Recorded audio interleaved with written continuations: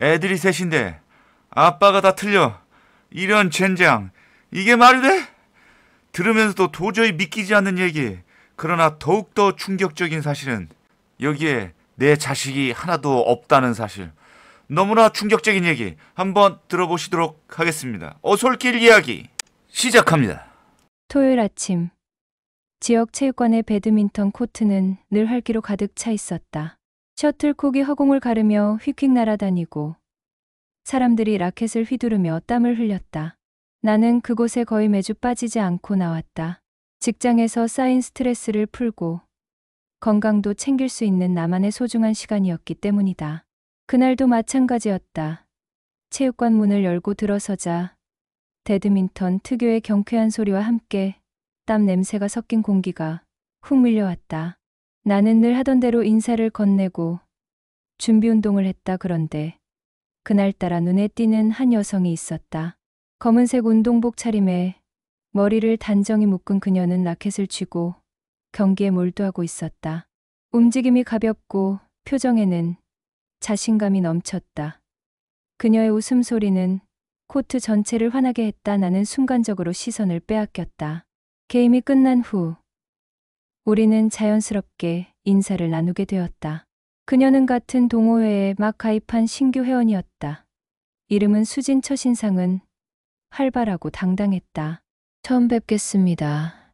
앞으로 잘 부탁드려요. 네, 반갑습니다. 오늘 경기 보니까 실력이 좋으시던데요. 짧은 대화였지만 나는 왠지 모르게 마음이 끌렸다. 그 후로 우리는 자주 같은 편이 되어 경기를 뛰었다.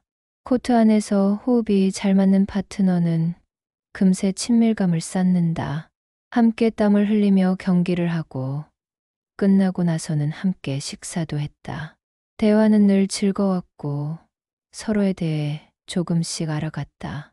수지는 직장에서 성실히 일하는 사람으로 취미로 배드민턴을 즐긴다고 했다. 그녀의 밝은 성격은 주변 사람들까지 기분 좋게 만들었다. 나는 점점 그녀에게 호감을 가지게 되었고 어느 날 용기를 내어 연락처를 물었다. 혹시 경기 말고 밥 같이 먹을래요? 그녀는 미소를 지으며 대답했다. 좋아요. 대신 너무 자주 불러내시면 곤란해요.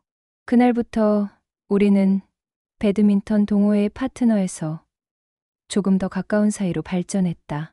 몇 달간의 만남은 자연스럽게 연애로 이어졌다. 그녀와 함께 있을 때 나는 편안했고 대화가 끊이지 않았다. 데이트는 주로 단순했지만 함께하는 시간 자체가 즐거웠다. 연애 1년쯤 되었을 때 나는 결혼을 결심했다. 그녀에게 프로포즈를 했을 때 그녀는 놀란 듯 눈을 크게 뜨더니 잠시 침묵하다가 고개를 끄덕였다. 좋아요. 우리 같이 살아봐요. 그 순간 나는 세상을 다 얻은 기분이었다. 우리의 결혼식은 소박했지만 따뜻했다. 동호회 사람들도 와서 축하해 주었고 가족들도 웃으며 기뻐해 주었다. 결혼 후 우리의 삶은 순탄했다. 맞벌이를 하면서도 서로를 배려했고 작은 다툼이 있어도 금세 풀렸다. 신혼의 달콤함은 시간이 지나도 쉽게 사라지지 않았다. 얼마 지나지 않아 첫째가 태어났다. 병원에서 아이의 울음소리를 처음 들었을 때 내 가슴은 벅차올랐다. 갓난아기를 품에 안으며 나는 다짐했다. 내 모든 걸 바쳐 이 아이를 지켜야겠다. 아이를 안고 있는 아내의 얼굴은 환하게 빛나고 있었다. 우리는 그 순간 진정한 가족이 되었다. 첫째가 걸음마를 떼고 옹알이를 할 때마다 나는 카메라를 들고 기록했다. 회사에서 힘든 일이 있어도 집에 오면 아이의 웃음소리에 모든 피로가 사라졌다. 둘째가 태어나자 집은 더욱 활기를 띠었다. 형을 따라하며 재롱을 부리는 모습은 그 자체로 선물이었고 아이 둘을 키우는 바쁨 속에서도 우리는 웃음을 잃지 않았다. 마지막으로 막내딸이 태어났을 때 나는 세상의 모든 복을 다 받은 것 같았다. 셋이나 되는 아이들이 내 곁에 있다는 사실만으로도 충분했다. 아내도 아이들을 정성껏 돌보며 겉으로 보기에는 더할 나위 없는 가정이었다. 나는 종종 동호회 회원들에게 말했다. 나는 진짜 복받은 사람이야. 아내도 좋고 아이들도 셋이나 있고 매일 행복해. 사람들은 부러워하며 내 말을 들었다. 나 역시 믿어 의심치 않았다. 우리가 서로를 존중하고 사랑하기에 이 가정은 앞으로도 흔들리지 않을 거라고 생각했다. 아이들과 함께 공원에 나가 뛰놀고 주말마다 가족과 외식하는 일상. 가끔은 배드민턴 코트에 아이들을 데려가 구경시키며 처음 아내를 만났던 순간을 떠올렸다. 부모님이 일찍 돌아가시고 늘 외로움을 느끼며 자랐던 나는 항상 이런 가족의 일상을 꿈꾸었다. 그때의 나는 알지 못했다. 그 행복이 얼마나 허약한 기반 위에 서 있었는지를. 그러나 최소한 이 시기만큼은 나는 진심으로 행복했다. 내 가족이 전부라고 믿으며 그 무엇과도 바꿀 수 없는 보물이라고 생각했다. 그날은 평범한 날이었다. 막내딸이 감기에 걸려 기침을 심하게 해서 병원을 찾았다. 평소와 크게 다르지 않은 진료였고 의사는 기본적인 검사를 진행했다. 청진기로 호흡 소리를 듣고 체온을 재고 그리고 혈액 검사를 권했다. 나는 흔쾌히 동의했다. 아이가 건강하게 자라려면 확실히 검진하는 게 낫다고 생각했기 때문이다. 검사가 끝나고 결과지를 건네받았을 때 처음엔 대수롭지 않게 넘겼다. 그런데 혈액형 표기 부분에서 눈이 멈췄다. A, B형. 나는 순간적으로 눈을 의심했다. 내 혈액형은 O형. 아내는 A형이었다. 우리 사이에서 A, B형 아이가 나올 수 없다는 사실을 알고 있었다. 처음에는 병원의 실수일 거라고 생각했다. 검사 오류나 기록상의 착오일 수 있다고 합리화했다. 하지만 집으로 돌아오는 길 내내 머릿속에서 그 결과가 떠나지 않았다. 아무리 생각해도 맞지 않았다. 운전대 위로 손에 땀이 차오르고 가슴은 두근거렸다. 아이는 뒷좌석에서 천진난만하게 웃고 있었는데 그 모습이 오히려 내 마음을 더 복잡하게 만들었다. 그날 밤 아내에게 조심스레 말을 꺼냈다. 여보, 오늘 막내 혈액형 검사 결과 나왔어. 근데 AB형이라네. 아내는 잠시 멍하니 나를 바라보더니 아무렇지 않게 대답했다. 아, 그래? 뭐 병원에서 잘못 적은 거 아닐까? 그런 실수 종종 있잖아. 그녀의 태도는 담담했지만 내 마음속 불안은 더 커졌다. 보통이라면 나처럼 놀라거나 의문을 가질 만한데 그녀는 너무 태연했다. 며칠 동안 나는 스스로를 설득하려 했다. 설마 내가 아내를 의심하다니. 지금까지 잘 살아왔잖아. 괜히 오해하는 거겠지. 하지만 머릿속에서는 또 다른 목소리가 들려왔다. 만약 이게 진실이라면, 정말 내 아이가 아니라면? 나는 결국 잠을 제대로 이루지 못했다. 회사에서도 일에 집중이 안 되고 집에 와서 아이들을 바라보면 마음이 복잡했다. 막내딸이 아빠 하며 달려와 안길 때마다 미안함과 혼란이 동시에 몰려왔다. 고민 끝에 나는 결국 선택을 했다. 아이와 나의 유전자를 비교해보는 검사였다. 누군가에게 이 사실을 털어놓는 것도 두려웠다. 혹시라도 괜한 의심으로 끝나면 아내와 아이에게 씻을 수 없는 상처를 남기게 될지도 모른다는 생각 때문이었다. 그래서 나는 혼자 몰래 유전자 검사를 진행했다. 며칠 후 결과지가 도착했다. 봉투를 열어보는 순간 손이 떨렸다. 그리고 눈에 들어온 문장 하나. 친자 관계가 성립하지 않습니다. 순간 숨이 막혔다. 눈앞이 아득해지고 세상이 무너져 내리는 듯했다. 지금까지 막내딸을 내 아이로 믿고 온 마음을 다해 사랑해왔는데 사실은 내 친딸이 아니었다니. 결과를 받아든 그날 밤 나는 혼자 술을 마셨다. 속이 타들어가는 듯했고 눈물이 저절로 흘러나왔다. 막내딸이 방에서 천진하게 잠들어 있는 모습을 보니 가슴이 찢어졌다. 아이는 아무 잘못이 없었다. 그런데도 나는 아이를 바라보며 내 딸이 아니구나라는 생각을 떨칠 수 없었다. 분노는 아내를 향했다. 대체 어떻게 이런 일이 가능하지? 나를 속이고 아이까지 속였단 말인가? 그날 이후 아내를 보는 눈빛이 변했다. 그녀가 웃으며 식탁에 앉아 아이들과 대화할 때도 내 마음속에서는 의심이 자라났다. 아내의 말과 행동 하나하나가 위선처럼 느껴졌다. 첫째와 둘째에 대한 그림자. 막내딸이 친자가 아니라는 결과를 확인한 뒤 나는 첫째와 둘째를 바라보는 눈도 달라졌다. 이전에는 닮지 않았다는 말을 들어도 대수롭지 않게 넘겼다 하지만 이제는 의심이 들기 시작했다. 정말 나를 닮은 곳이 하나도 없었다. 나는 결국 첫째와 둘째에게도 유전자 검사를 해야겠다고 마음먹었다. 이미 막내딸이 친자가 아님이 밝혀진 이상 더 이상 외면할 수 없었다. 진실을 알아야만 했다 하지만 동시에 두려움이 몰려왔다. 만약 첫째와 둘째도 내 아이가 아니라면 그 사실을 견딜 수 있을까? 나는 아버지로서 아이들에게 어떤 얼굴을 하고 있어야 할까? 밤마다 고민이 이어졌다. 침대에 누워도 눈이 감기지 않았다. 옆에서 자는 아내의 숨소리가 차갑게 들렸다. 이제는 같은 집에 있으면서도 전혀 다른 세상에 사는 사람처럼 느껴졌다. 막내딸의 유전자 검사 결과를 확인한 순간부터 내 마음속에는 지울 수 없는 그림자가 드리워졌다. 친자가 아니다.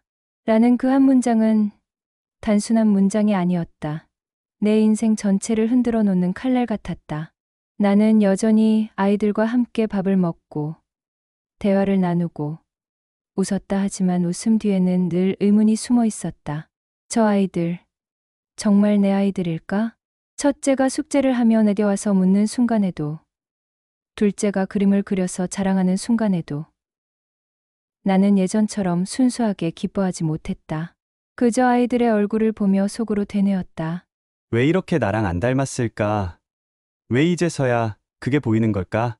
사실 예전부터 주변 사람들은 가끔 농담처럼 말했다. 애들이 아빠 안 닮았네. 엄마 쪽이 더 진하네. 그때마다 나는 웃으며 대답했다. 뭐, 그래도 성격은 저 닮았잖아요. 하지만 이제 그 말들이 새롭게 다가왔다. 첫째는 눈매도, 체격도, 웃는 모습도 나와 전혀 닮지 않았다. 둘째 역시 성격은 활달했지만 어디에서도 내 흔적을 찾기 어려웠다. 그때는 대수롭지 않게 넘겼는데 막내딸 사건 이후로는 모든 게 달리 보였다. 나는 결국 결심했다. 첫째와 둘째도 유전자 검사를 해보자. 이미 막내딸이 친자가 아니라는 사실이 밝혀졌는데 더 이상 눈을 가릴 수는 없었다. 차라리 지금 진실을 확인하는 것이 나았다. 검사 키트를 받아들고 아이들의 머리카락과 내 샘플을 조심스레 준비했다. 아이들은 무슨 일인지도 모르고 그냥 장난처럼 생각하며 협조해 주었다. 그 모습이 오히려 내 마음을 더 아프게 했다. 검사 결과가 나오기까지의 며칠은 지옥 같았다. 출근해서도 일에 집중할 수 없었다. 보고서를 읽다가도 문장이 눈에 들어오지 않았다. 회의 중에도 동료의 말소리는 배경잡음처럼 들릴 뿐 머릿속에는 오직 결과에 대한 생각뿐이었다. 밤이면 불면증에 시달렸다. 침대에 누워도 눈이 감기지 않았다. 아내의 숨소리가 귓가에 울릴 때마다 나는 미칠 것 같았다. 저 여자가 나를 이렇게 속였던 걸까? 첫째와 둘째도 정말 내 아이가 아닐까? 한편으로는 희망을 붙잡으려 했다. 아니야. 그래도 두 아이는 내 아이일 거야. 그럴 리가 없어. 하지만 희망은 불안과 두려움 속에서 금세 무너져 내렸다. 드디어 봉투가 도착했다. 두 손이 떨려 쉽게 열 수가 없었다. 숨을 고르고 천천히 봉투를 찢어 결과지를 꺼냈다. 눈이 문장 위를 스쳐갔다. 첫째, 친자 관계가 성립하지 않습니다. 둘째, 친자 관계가 성립하지 않습니다. 그 순간 머릿속에서 무언가 쾅 하고 무너져 내렸다. 막내딸에 이어 첫째와 둘째까지 결국 세 아이 모두 내 친자가 아니었다. 더더욱 충격적이었던 것은 새 아이의 아빠 유전자가 모두 달랐던 것이다. 즉 새아이의 아빠가 모두 다른 사람이라는 것이다. 무너지는 세상. 나는 의자에 털썩 주저앉았다. 손에서는 결과지가 바스락거리며 떨어졌다. 눈물이 쏟아졌다. 이게 대체 무슨 일이야? 대체 왜? 지난 세월이 영화처럼 스쳐갔다. 아이들의 첫 걸음마, 첫 유치원 등원. 생일날의 웃음들. 나는 그 모든 순간을 아버지로서 누렸다고 믿었다. 그런데 그 모든 게 거짓의 무대였단 말인가? 가슴이 찢어졌다. 동시에 분노가 치밀어 올랐다. 도대체 아내는 언제부터 나를 속여온 거지? 이건 단순한 실수가 아니야. 계획적이고 반복적인 배신이야.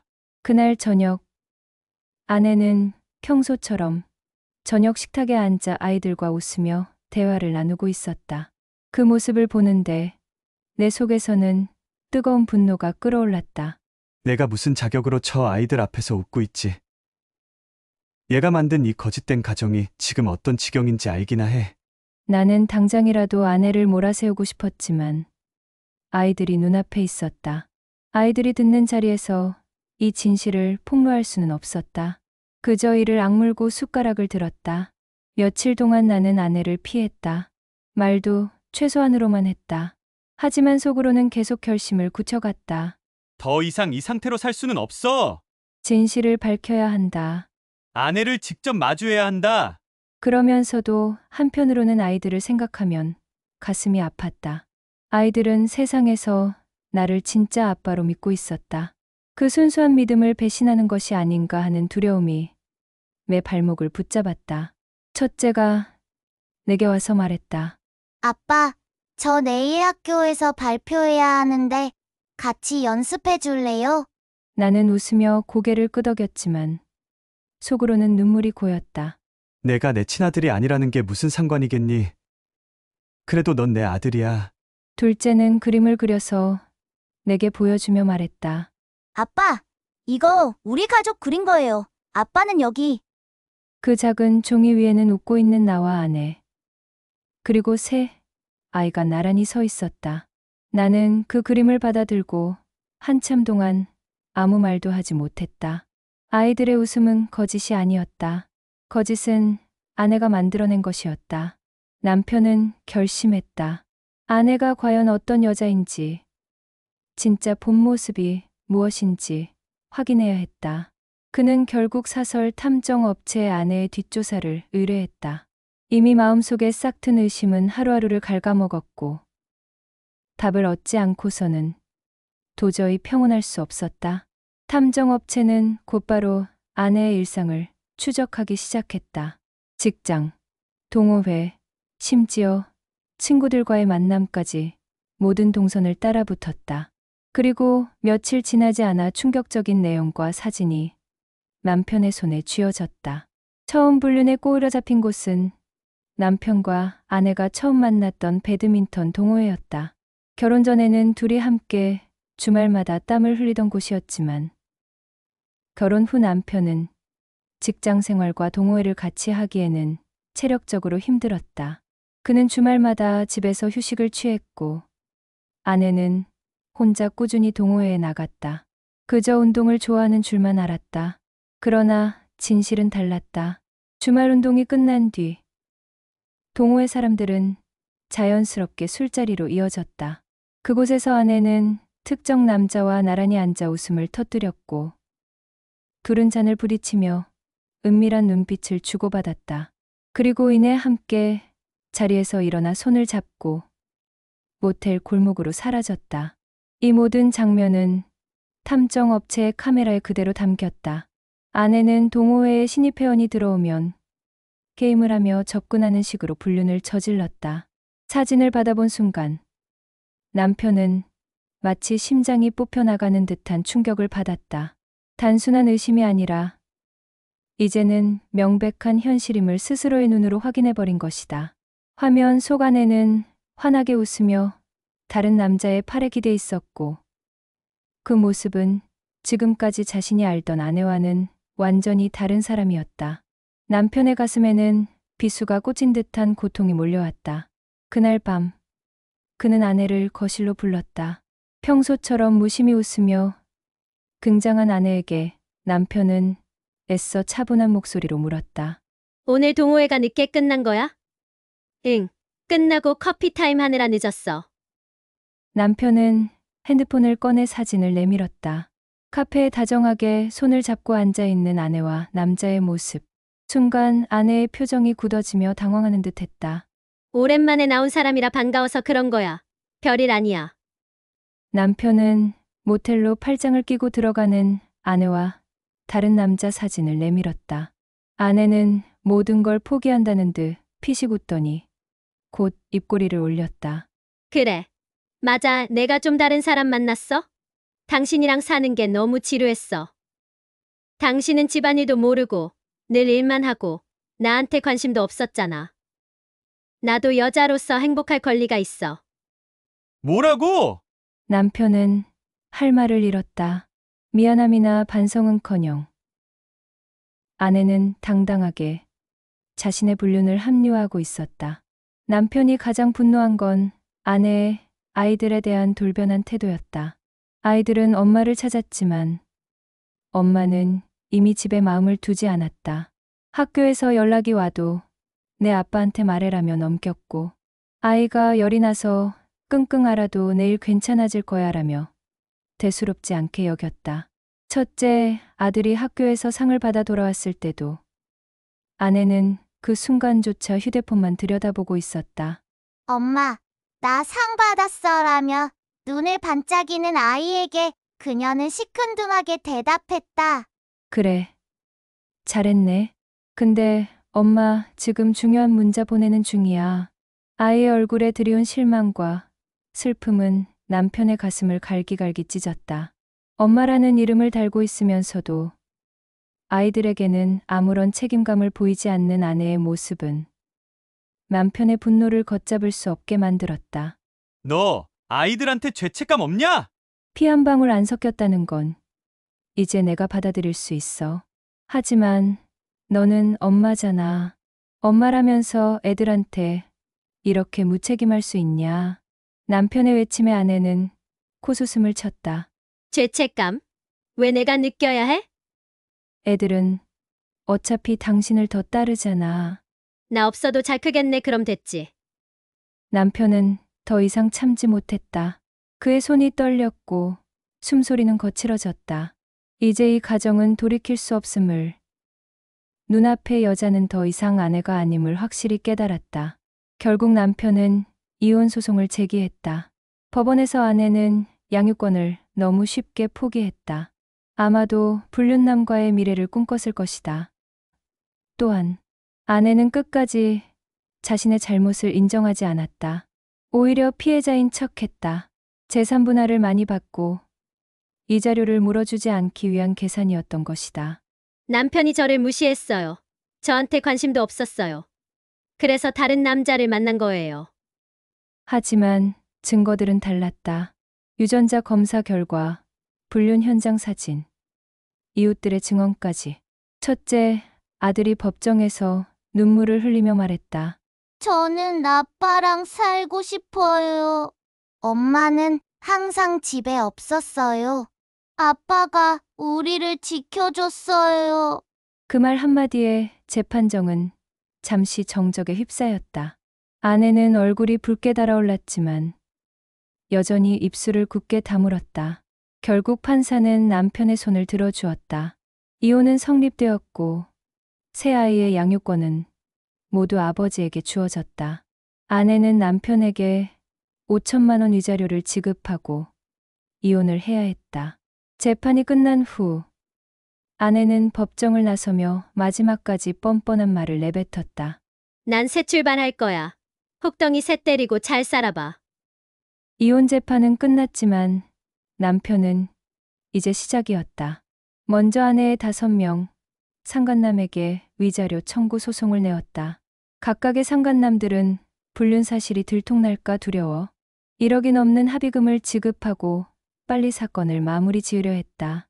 이혼한 아내는 상간남과 새로운 출발을 기대했으나 상간남들은 약속이나 한 것처럼 모두 연락을 끊어버리고 잠수해버렸다. 상간남과 새 출발을 꿈꾸었던 아내의 생각은 산산이 부서졌다. 후회하며 현실을 한탄했지만 이미 벌어진 일을 주워 담을 수가 없었다. 남편은 또 아내에게 양육비를 청구하였다. 아내는 이를 무시하고 양육비를 지급하지 않았다. 그러자 남편은 아내 월급의 50%를 양육비로 압류해버렸다. 월급을 압류하자 그동안 뻔뻔함으로 일관하던 전 아내가 연락을 해왔다. 월세 내고 공과금 내고 나면 생활하기가 너무 힘들다는 것이다. 그래서 압류를 풀어달라고 울며불며 매달렸다. 그러나 남편은 냉정히 거절했다. 당신이 선택한 길이야 선택을 했으면 책임을 져야지. 이로써 아내와의 연결고리를 완전히 끊어내어 버렸다. 이혼 소송은 고통스러웠다. 아내의 불륜과 아이들의 친자 부정이라는 명백한 증거가 있었기에 결과는 뻔했지만 법정에서 다시 그 모든 사실을 하나하나 입으로 말해야 하는 과정은 내 영혼을 갈기갈기 찢어 놓았다. 법원이 위자료와 양육권을 모두 나에게 판결했을 때 나는 조금도 기쁘지 않았다. 승리라기보다는 이미 폐허가 된 전쟁터 위에 서 있는 기분이었다. 어렸을 적 부모님이 일찍 돌아가신 후 외롭게 컸던 기억 때문에 빨리 결혼해서 다복한 가정을 꾸리는 게 꿈이었었다. 복잡한 마음으로 내 곁에 앉아있던 아이들의 얼굴을 보았다. 세 아이 모두 눈을 껌벅이며 나를 바라보고 있었다. 그들의 눈빛 속에는 두려움과 불안, 그리고 나를 향한 간절한 신뢰가 뒤섞여 있었다. 나는 마음속으로 결심했다. 그래, 너희 엄마는 떠났지만 나는 너희 아빠로 남겠다. 집안은 고요했다. 엄마의 자리는 텅 비어 있었고 아이들은 그 사실을 곧바로 느낀 듯했다. 막내딸은 조용히 내 옆으로 다가와 내 손을 꼭 잡았다. 아빠, 엄마는 이제 안 와? 나는 대답을 못했다. 대신 아이를 꼭 안아주었다. 첫째 아들은 입술을 깨물며 말했다. 아빠, 난 아빠랑 살래. 엄마가 없어도 괜찮아. 아빠가 있잖아. 둘째 딸은 울먹이며 덧붙였다. 나도 아빠랑 같이 살래. 나는 새 아이를 품에 안았다. 눈물이 저절로 흘러내렸지만 이번 눈물은 분노의 눈물이 아니라 결심의 눈물이었다. 새로운 일상, 아내가 떠난 빈자리는 생각보다 컸다. 집안일, 학교 행사, 숙제 챙기기, 식사까지 모두 내 몫이 되었다. 처음에는 정신없이 하루하루를 보냈다. 밤에는 숙제를 도와주고 막내의 동화를 읽어주며 하루를 마무리했다. 피곤했지만 아이들의 웃음을 보며 힘을 냈다. 시간이 흐를수록 아이들과 나 사이의 유대는 더 단단해졌다. 첫째 아들은 어느새 집안일을 함께 도와주며 동생들을 챙겼다. 둘째 딸은 학교에서 있었던 일을 신나게 이야기하며 내 마음을 환하게 했다. 막내딸은 매일 밤 내 옆에 붙어 자며 아빠 최고라고 속삭였다. 어느 날 막내가 내게 물었다. 아빠, 나 진짜 아빠 딸 맞아? 나는 잠시 멈칫했지만 곧 미소 지으며 말했다. 물론이지. 넌 내 딸이야. 피가 이어지지 않아도 마음이 이어지잖아. 아빠는 너희 없이는 살 수 없어. 아이의 얼굴이 환하게 밝아졌다. 그 순간 나는 깨달았다. 아버지라는 건 혈연이 아니라 마음이라는 걸. 가끔은 아내와의 기억이 떠오르기도 했다. 배드민턴장에서 처음 만났을 때의 웃음, 첫 여행에서 찍은 사진, 아이들이 태어났을 때 함께 흘렸던 눈물들. 하지만 그 모든 기억이 이제는 그림자처럼 느껴졌다. 나는 과거를 붙잡을 수도 완전히 지워버릴 수도 없었다. 다만 받아들이기로 했다. 그때의 나는 진심이었고 속았을지언정 사랑했던 건 사실이니까. 과거와 화해해야 앞으로 나아갈 수 있었다. 이제 우리 집은 내 식구가 됐다. 부족하지만 웃음이 넘치는 집이다. 주말이면 아이들과 공원에 가서 배드민턴을 친다. 공원아의 웃음소리가 울려 퍼지고 나는 그 순간만큼은 세상에서 가장 행복한 아빠가 된다.